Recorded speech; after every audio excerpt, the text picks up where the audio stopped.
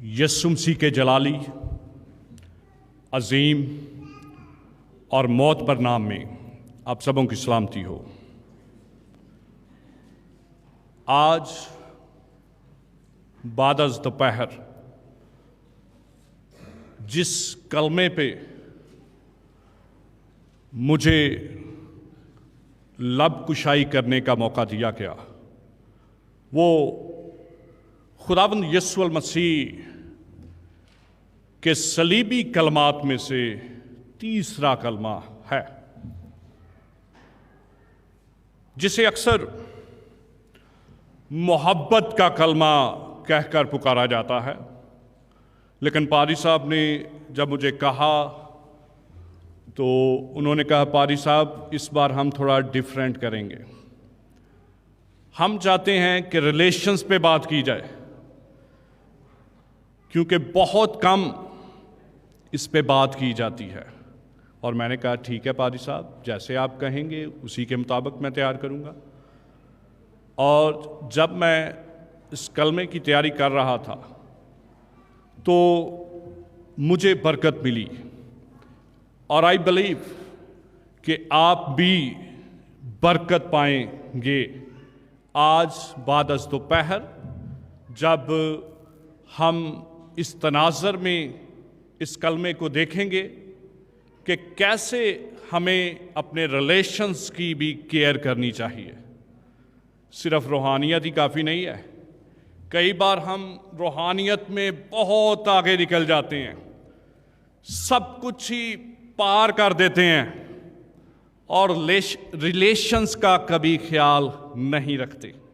इस बात को भी जानना समझना बड़ा ज़रूरी है। मैं रूहानी होने की हरगिज़ मुखालफत नहीं कर रहा, लेकिन थोड़ा सा उसमें सिर्फ गैप है।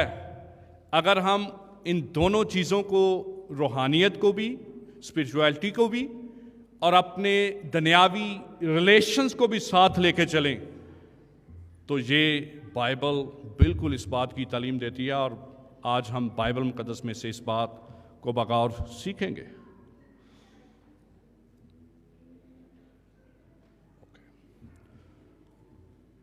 खुदावंद यस्सु मसीह वो हस्ती है जिसने तारीख को दो हिस्सों में तकसीम कर दिया, जिसके इस दुनिया में आने से तारीख दो हिस्सों में तकसीम हो गई। उसकी पैदाइश से पहले के दौर को क़ब्ल अज़ मसीह के दौर से जाना जाता है, और उसकी पैदाइश से जो दौर शुरू हुआ उसे ईसवी दौर के नाम से जाना जाता है। आज से तकरीबन 2000 साल पहले यस्सु मसीह जब इस दुनिया में तशरीफ़ लाए तो उन्होंने तारीख को दो हिस्सों में तकसीम कर दिया। दुनिया की वो हस्ती जिसके बारे में हर कोई जानना चाहता है, जिसके बारे में हर कोई चाहता है कि वो उसे जाने और उस पर ईमान लाए, उस हस्ती के उन कलमात को आज हम याद कर रहे हैं जो उसने सलीब पर बयान किए।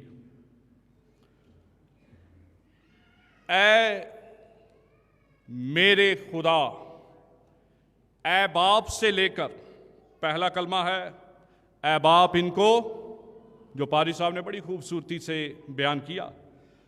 ऐ बाप इनको मुआफ़ कर। फिर आगे चल के पारी साहब चौथे कलमे को बयान करेंगे, ऐ मेरे खुदा तूने मुझे। और आखिर में जाके फिर पारी साहब बयान करेंगे, ऐ बाप मैं अपनी रूह तेरे हाथों में। ये सफ़र ऐ बाप से शुरू होकर ऐ मेरे खुदा और फिर ऐ बाप तक का सफ़र आसान सफ़र नहीं था। ये एक बड़ा कठिन सफ़र था। बड़ी जानकुनी की हालत में हैं मेरे और आपके मसीहा, लेकिन ऐसी हालत में भी वो केयर करते हैं अपनी माँ की। وہ فکر کرتے ہیں اپنی ماں کی، وہ بھول نہیں جاتے، نہیں میں بہت دکھ میں ہوں۔ کبھی آپ دکھ میں ہوں، کیا حالت ہوتی ہے آپ کی، کیا رویہ ہوتا ہے؟ کچھ لوگوں کا تو رویہ سب کو جی بس جائے باہر میں، مجھے میری پرابلم حل ہونی چاہیے۔ لیکن کچھ لوگوں کا رویہ دکھ میں بھی، پرابلمز میں بھی، پریشانی میں بھی دوسروں کی فکر کرنا ہوتا ہے، دوسروں کا خیال رکھنا ہوتا ہے، حالانکہ وہ خود ٹربلز میں سے، پریشانی میں سے، مسائل میں سے گزر رہے ہوتے ہیں، لیکن دوسروں کی فکر کرتے ہیں، اپنی ماں کی، اپنے باپ کی، اپنے بھائیوں کی، اپنی بہنوں کی، اپنی بیوی کی، اپنے بچوں کی، جتنے بھی ریلیشنز ان کے ساتھ بندھے ہوتے ہیں۔ اور یہ وہی کر سکتا ہے جس نے مسیح کو قبول کیا ہے، جو پلوس کی طرح کہتا ہے اب میں زندہ نہ رہا، مجھ میں مسیح زندہ ہے، وہی کر سکتا ہے، کیونکہ ہم انسان ہوتے ہوئے نہیں کر سکتے، دنیاوی طور پر ہم نہیں کر سکتے ایسا۔ لیکن جب مسیح ہمارے اندر آ جاتا ہے، جب مسیح ہمارے زندگی میں ہوتا ہے، جب یہ زندگی ہماری نہیں رہتی بلکہ مسیح کی ہو جاتی ہے، تو تب ہی ہم ایسا کر پاتے ہیں۔ میرے عزیزو، خداوند یسوع المسیح صلیب پر بھی اپنی ماں کی فکر کر رہے ہیں، اور اپنی ماں کی فکر کرتے ہوئے، اس کا خیال رکھتے ہوئے، اس کی کیئر کرتے ہوئے، وہ اپنے اس شاگرد کو جو محبت کا رسول کہلاتا ہے، یعنی کہ مقدس یوحنا رسول، اپنی ماں کی نگہداشت کی ذمہ داری، رسپانسبلٹی اس کو سونپتے اور کہتے ہیں کہ اے عورت دیکھ یہ تیرا بیٹا ہے، اور اپنے اس شاگرد کو کہتے ہیں کہ دیکھ یہ تیری ماں ہے۔ ایسی دکھ کی حالت میں بھی، جب ان کے ہاتھوں میں جہاں پر کیل لگے ہوئے تھے خون بہہ رہا ہے، ان کے سر سے جس پر کانٹوں کا تاج پہنایا گیا خون بہہ رہا ہے، اور وہ دکھ اور کرب کی حالت میں ہیں، ایسی حالت میں بھی وہ اپنی ماں کو نہیں بھولتے، اس کا خیال کرتے ہیں، اس کی فکر کرتے ہیں۔ کتاب مقدس میں لکھا ہے، خدا نے ہمیں رشتوں کی ڈوریوں میں باندھ کر کھینچا ہے۔ ہمیں اپنے رشتوں کی بھی فکر کرنے کی ضرورت ہے۔ بہت بار ہم، جیسے میں نے کہا، کہ روحانی طور پر اتنے گہرے ہو جاتے ہیں کہ ہم اپنے رشتوں کو بھی بھول جاتے ہیں۔ خاص طور پر بہت سے خادم الدین اس بات کا شکار ہوتے ہیں۔ ان کے پاس کلیسیا کے لیے تو بہت وقت ہوتا ہے، کلیسیا کے لیے ہر وقت وہ تیار رہتے ہیں دن رات، لیکن کچھ خادم الدین اپنے قریبی رشتوں کو، اپنی بیوی یا اپنے بچوں یا اپنے ماں باپ، اپنے بہن بھائیوں کو ٹائم نہیں دے پاتے، ان کی فکر نہیں کرتے۔ لیکن بائبل کا سنجیدہ طالب علم ہونے کی حیثیت سے میں سمجھتا ہوں کہ ہمیں کلیسیا کی بھی فکر کرنی ہے اور اپنے ریلیشنز کی بھی فکر کرنی ہے، ان کا بھی خیال رکھنا ہے، ان کو بھی ٹائم دینا ہے۔ جب ہم دونوں چیزوں کو ساتھ لے کر چلیں گے تو تب ہی ہمارے لیے بابرکت بات ہوگی۔ خداوند یسوع المسیح نے بڑے واضح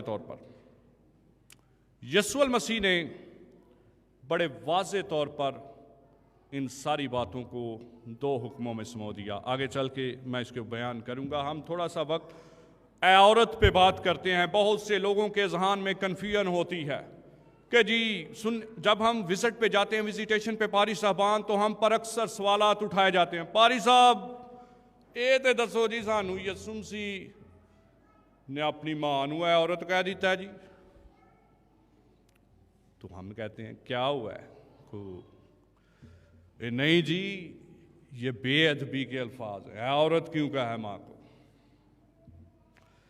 میرے عزیزو، جب ہم بائبل کو بغور پڑھتے ہیں تو بائبل مقدس میں بہت سی جگہوں پہ جب ہم نئے عہد نامے کا مطالعہ کرتے ہیں تو اے عورت کے الفاظ ہمیں بہت سی جگہوں پہ ملتے ہیں، جن میں سے چند میں آپ کے سامنے رکھوں گا۔ متی کی انجیل اس کے 15ویں باب کی 28ویں آیت میں کنانی عورت کا لفظ استعمال ہوا ہے۔ پھر اسی طرح یوحنا کی انجیل 4 باب کی 21ویں آیت میں سامری عورت، یوحنا کی انجیل 20ویں باب میں مریم مگدلینی کو اے عورت کہہ کر پکارا گیا۔ یوحنا کی انجیل 2 باب کی 4 آیت میں یسوع المسیح اپنی ماں کو اے عورت کہتے ہیں، وہاں پر بھی جہاں پر پہلا معجزہ دکھایا کانہ گلیل میں، جہاں پر پانی کو میں بنایا، اور یسوع مسیح نے کہا اے عورت ابھی میرا وقت نہیں آیا، اے عورت، وہاں پر بھی کہا۔ صلیب پر پھر یسوع مسیح کہہ رہے ہیں اے عورت دیکھ یہ تیرا بیٹا ہے۔ بہت بار لوگ سمجھتے ہیں کہ یہ بے ادبی کے الفاظ ہیں، لیکن ایسا ہرگز نہیں۔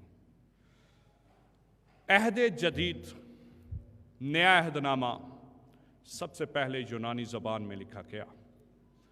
گریک میں جو ورڈ یہاں پر استعمال ہوا وہ ہے گنائے، اور اس کا مطلب ہے، انگریزی میں اگر ہم اس کا ترجمہ کریں تو وہ میڈم بنتا ہے۔ میڈم، اے عورت، میڈم، کسے کہتے ہیں ہم؟ میڈم۔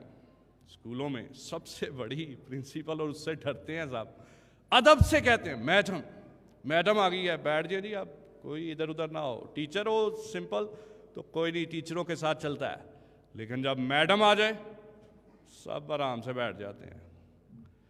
میڈم، اے عورت۔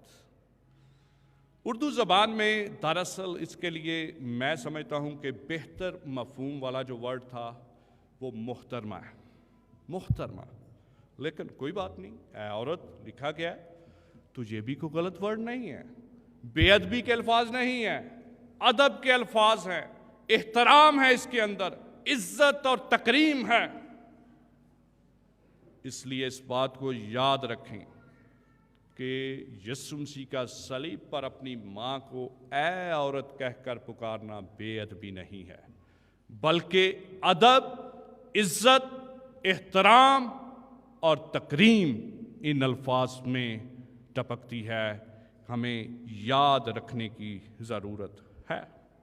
علم الہیات کا ایک مفسر بیان کرتا ہے کہ یسوع مسیح کا اے عورت اپنی ماں کو کہنا دراصل وہی ایسا الہی لقب ہے جو پیشن گوئی کے طور پر مقدسہ مریم کے لیے پیدائش کی کتاب اس کے 30 باب کی 15ویں آیت میں مستعمل ہیں۔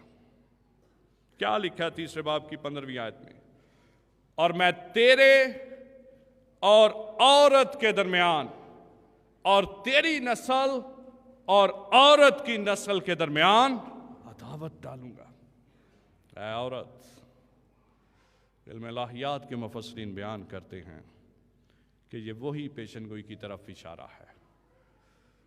یسوع مسیح نے اپنی ماں کو اے عورت کہا، اور مقدسہ مریم کے بارے میں ہی وہ پیشن گوئی تھی کہ وہ عورت کی نسل سے پیدا ہوگا، وہ نجات دہندہ جو اپنے لوگوں کو ان کے گناہوں سے نجات دے گا، بلکہ ایک عالمگیر نجات دہندہ ہوگا، وہ عورت کی نسل سے ہوگا، مقدسہ مریم کے بطن اطہر سے پیدا ہوگا۔ یہ اسی پیشن گوئی کی طرف اشارہ ہے۔ خداوند یسوع المسیح نے فرمایا کہ پہلا حکم یہ ہے کہ خداوند اپنے خدا سے اپنے سارے دل، اپنی ساری جان اور اپنی ساری طاقت سے کیا کر؟ نفرت کر. ایسا ہی ہے نا؟ کیا کر پھر؟ آپ سوچ میں پڑ گئے ہیں، میں ذرا جھنجھلانا چاہتا ہوں آپ کو. محبت کر. دوسرا اس کی مانت یہ ہے کہ اپنے پڑوسی سے، خدا کے ساتھ ہمارا تعلق کیسا ہونا چاہیے، اور انسان کے ساتھ، اپنے پڑوسی کے ساتھ. 10 احکام پرانے عہد نامے میں چلے جاتے ہیں. 10 احکام. پہلے 4 احکام خدا کی طرف اشارہ کرتے ہیں. ایک، خدا کی عبادت کرنی ہے، بتوں کی پرستش نہیں کرنی، خدا کا نام بے فائدہ نہیں لینا، اور سبت کے دن کو پاک ماننا ہے. پہلے 4 حکم، ان کا تعلق خدا کے ساتھ ہے. انسان کو خدا کے ساتھ بھی اپنا تعلق درست رکھنا ہے. اس کے ساتھ ساتھ 5واں حکم کیا ہے؟ اپنے ماں باپ کی عزت کرنا. پھر خون نہ کرنا، چوری نہ کرنا، زنا نہ کرنا، جھوٹی گواہی نہ دینا، اور لالچ. یہ 6 احکام اپنے پڑوسی سے اپنی مانند. یسوع مسیح نے 10 احکام کو 2 احکام میں سمو دیا ہے. خداوند اپنے خدا سے اپنے سارے دل، اپنی ساری جان، اپنی ساری طاقت سے محبت رکھ، اور اپنے پڑوسی سے اپنی مانند محبت رکھ. جیسے میں شروع میں کہہ رہا تھا، بعض اوقات ہم اتنے روحانی ہو جاتے ہیں، خدا کے ساتھ تو ہمارا تعلق بہت اچھا ہوتا ہے، بہت زبردست، ہم پیک پہ پہنچے ہوتے ہیں، لیکن اپنے پڑوسی سے میں نے ایسے لوگوں کو دیکھا ہے کہ جو اپنی شریک حیات کو چھوڑ کے خدمت کر رہے ہیں، اور جب انہیں کہیں کہ جی یہ کیا خدمت ہے، آپ نے تو اپنی شریک حیات سے علیحدگی اختیار کر لی ہے اور خدمت کر رہے ہیں، یہ کیا نمونہ ہے؟ نہیں جی نہیں، وہ خدمت میں خدا کی کر رہا ہوں جی، یہ نہیں. اس بات کو یاد رکھنے کی ضرورت ہے. اپنے ریلیشن کی کیئر کریں، خدا سے بھی محبت رکھیں اور اپنے پڑوسی سے بھی محبت رکھیں. اور یسوع مسیح ہمیں اس کلمے میں یہ سکھا رہے ہیں کہ ہمیں اپنی صرف ماں کی ہی فکر نہیں کرنی، باقی ریلیشنز کی بھی. بے شک یہاں پر یسوع مسیح کی ماں موجود تھی، اور آپ ذرا دیکھیں، بائبل کو پڑھنے والے ہیں تو کہیں پر کسی نے آ کر یسوع مسیح کو کہا تیرے ماں باپ آئے ہیں تجھے لینے، تیرے بہن بھائی آئے ہیں. تو کہا یہ کون ہے؟ وہ ہے میرے بہن بھائی جو میری باتوں کو سنتے ہیں اور اس پر عمل کرتے ہیں، یہ ہیں میرے بہن بھائی. میرے عزیزو، آج اس کلمے کی وساطت سے جو عملی چیلنج میں اپنے لیے اور آپ کے لیے سامنے رکھنا چاہتا ہوں وہ یہ ہے کہ ہمیں اپنی روحانی زندگی کو بھی ٹھیک رکھنا ہے، اور اس کے ساتھ ساتھ اپنے ریلیشنز کی بھی فکر کرنی ہے. اتنا ہی روحانی نہیں ہو جانا کہ ریلیشنز کو ہی بھول جائیں. دونوں چیزوں کو ساتھ لے کے چلنا ہے. اپنے خدا سے بھی محبت رکھنی ہے اور اپنے پڑوسی سے بھی اپنی مانند محبت رکھنی ہے. خداوند ہمیں ایسا کرنے کا فضل اور توفیق عطا فرمائے. آمین.